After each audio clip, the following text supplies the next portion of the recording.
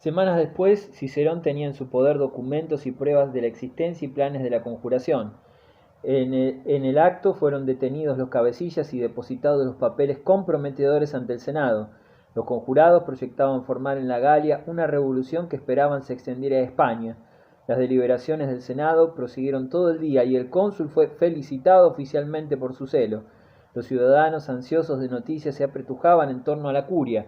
Se levantó la sesión al atardecer. Al salir, Cicerón fue aclamado. El orador pronunció para la multitud reunida en el foro la tercera catilinaria, en donde comunicó las medidas adoptadas y el homenaje que el Senado le había tributado. Cicerón no era de los que esconden la luz bajo el celemín.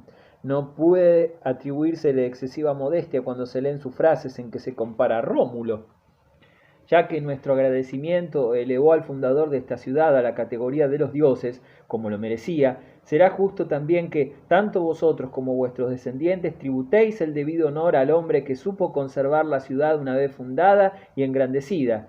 El Senado decretó plegarias solemnes a los dioses inmortales para su protección. Serán hechas en mi nombre, honor concedido por primera vez a un civil desde la fundación de Roma. El decreto dice textualmente: porque yo salvé a la ciudad del incendio, a los ciudadanos de la matanza, a Italia de la guerra. Comparad estas plegarias con las del pasado y veréis qué difieren en esto. Aquellas recompensaban a los ciudadanos que sirvieron bien a la República, estas recompensan al ciudadano que la ha salvado. 2 días después, Cicerón convocaba de nuevo al Senado para deliberar sobre el castigo que debía darse a los conspiradores detenidos. En esta ocasión pronunció su cuarta catilinaria. En términos apremiantes, exhortó a los padres del Estado a reducir los malhechores a la impotencia. Amenazada por el hierro y por el fuego de una conspiración impía, la patria, nuestra común madre, suplicante, tiende las manos hacia vosotros. A vosotros es quien se confía, a vosotros a quien confía la vida de todos los ciudadanos, la ciudadela y el Capitolio, y los altares de los penates, y el fuego de Vesta, que arde de continuo, y los templos y los santuarios de todos los dioses, y las murallas y casas de la ciudad. También esta vez fue conquistado el Senado por la elocuencia de Cicerón, y decretó la ejecución de todos los prisioneros. Muchos de ellos pudieron escapar de Roma y reunirse con Catilina en Etruria. La mesnada de Catilina fue cercada por las tropas del Senado y destruida hasta el último hombre. Comprendiendo Catilina que todo estaba perdido, se arrojó contra las filas enemigas, seguido por sus lugartenientes. Murió dando pruebas de un valor digno de mejor causa. Cicerón recibió del Estado el título honorífico de Pater Patriae, padre de la patria. Craso y César. En 61 a.C., Pompeyo, al regresar de Oriente, hizo su entrada triunfal en Roma. Los últimos sucesos demostraban que el poder ejecutivo debía ser concentrado en manos de un solo hombre. De lo contrario, cualquier aventurero podría, cuando quisiera, poner en peligro la seguridad del Estado y de los ciudadanos. El hombre que tenía la fuerza del ejército a su disposición llegaba precisamente en aquel momento.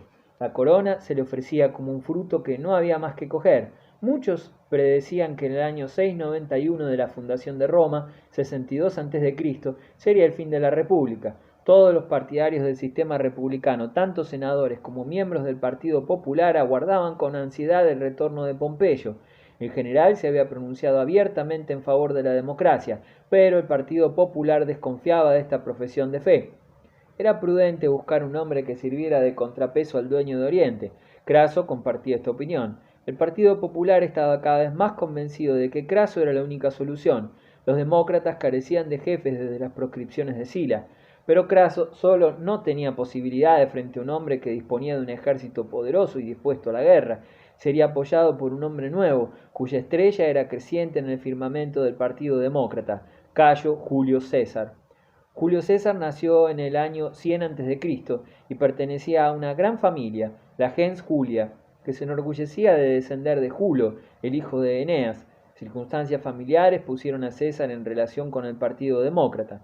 En efecto, Mario se había casado con una tía de César y éste se casó con la hija de Sina, uno de los demócratas más fervorosos. Cuando Sila se adueñó del poder, César no modificó su orientación política, como otros. Al contrario, se atrevió a desafiar al omnipotente dictador, cuando éste le ordenó que se divorciase y se casara con una matrona honorable. El nombre de César apareció pronto en lugar destacado en las listas de proscripción. El dictador no hacía caso de los ruegos de amigos influyentes y replicaba: no sabéis lo que hacéis, pues este joven será con el tiempo mucho más que Mario. Para los demócratas esta frase era la mejor recomendación. Según parecía al principio, la única ambición de César era sobresalir entre los jóvenes romanos extravagantes. Derrochaba dinero a manos llenas, pero no tenía segundas intenciones cuando organizaba para el pueblo distribuciones de trigo y espectáculos suntuosos. Un día presentó 300 gladiadores con coraza de plata. Otra vez organizó una representación excepcional. 1200 hombres cazaban 40 elefantes. Sus deudas ascendían a millones. Pero, ¿qué importaba eso? Esta prodigalidad daría frutos a la larga. César alcanzó extraordinaria popularidad. Fue nombrado procónsul de España. Al gobernador de un país productor de plata poco había de costarle pagar sus deudas, pero sus acreedores no le hubieran dejado partir a tierras españolas y Craso no le hubiera prestado fianza por valor de 830 talentos. Una vez en la península inició una campaña militar, con razón o sin ella, y llevó sus conquistas hasta el Atlántico y comarcas gallegas. César acrecentó también su popularidad aprovechando al máximo su parentesco con el viejo Mario. Cuando murió su tía, procuró que el retrato de su esposo figurara en buen lugar en el cortejo fúnebre. Esto era un desaire para el Senado, que había declarado a Mario enemigo de la patria, pero el pueblo no contuvo su entusiasmo cuando volvió a ver la imagen del inolvidable héroe. Es casi cierto, aunque no existan pruebas jurídicas, que César y Craso estuvieron implicados en la conjuración de Catilina. Hay razones para creer que ambos aliados querían aprovechar la ausencia de Pompeyo para adueñarse del poder supremo, sirviéndose provisionalmente de Catilina. Como es lógico, César y Craso se mantuvieron en la sombra, soltaban las riendas de Catilina, le permitían que hiciera el peor trabajo, que estableciera él solo la anarquía y el terror. Cuando llegase el momento aparecerían ambos a plena luz para poner orden en Roma. Fracasado el golpe de Estado, César y Craso consiguieron borrar toda huella de complicidad. Cuando el regreso de Pompeyo fue inminente, César y Craso comprendieron que tenían necesidad uno de otro. El peligro común unió al romano más rico con el romano más insolvente. Los triunviratos. Julio César. El primer triunvirato. Los tres tiranos. Al regresar Pompeyo, la república estaba todavía en pie, pero la conjuración de Catilina había impresionado profundamente al pueblo. Mucha gente deseaba ver el Estado conducido por un jefe enérgico. Hasta entonces, ningún candidato a la corona manejó tantos triunfos como Pompeyo, en ese año 61 a.C., pero aprovecharía la ocasión. Apenas desembarcó en Brindisi, adoptó una medida que dejó estupefacto al pueblo, licenció a su ejército, dando a cada legionario libertad de volver a su casa. Pronto se enteraría a su costa lo que valía un general sin tropas en la Roma de su época. Desde luego, Lúculo hizo cuanto pudo para dificultar la vida al hombre que le había arrebatado el mando y cosechado lo que él sembrara. El gastrónomo consiguió notables resultados. Cuando Pompeyo pidió que fueran aprobadas las medidas adoptadas por él en Asia, tropezó con una oposición tumultuosa, y cuando solicitó distribuciones de tierra entre sus soldados, le contestaron que no había tierras disponibles. Con todo, Pompeyo pudo celebrar un triunfo brillante. Según se decía, en el cortejo vistió ropas que pertenecieron a Alejandro Magno. El botín de guerra sobrepasaba cuanto los romanos pudieron soñar. Las arcas del Estado aumentaron unos centenares de millones, pero los honores concedidos a Pompeyo cesaron con las últimas aclamaciones que saludaban a su cortejo. El vencedor proporcionó a Roma 12 millones de nuevos súbditos, es decir, 2 veces la cifra de la población italiana de aquella época. Sin embargo, Gneo Pompeyo quedaba despedido por haber terminado su servicio. En Asia dispuso de tronos regios, fundó ciudades, creó nuevas fronteras en reinos y estados. Sin duda sintió amargamente haber licenciado a sus soldados, pero era demasiado tarde. Cuando el Senado le volvió la espalda, solo le quedó una cosa que hacer: desempeñar el papel de demagogo para el que tenía muy pocas disposiciones. En el seno del Partido Democrático, César ocupaba ya el primer lugar, y Pompeyo tuvo que contentarse con el segundo, posición que César se dio muy a su gusto. En el año 60 a.C. pactóse una alianza entre César, Craso y Pompeyo. Se llamó Primer Triunvirato, coalición que puede considerarse como una prolongación de lo que formaban Pompeyo y Craso 11 años antes. Los tres se unieron para ayudarse mutuamente y compartir el gobierno de Roma. Ante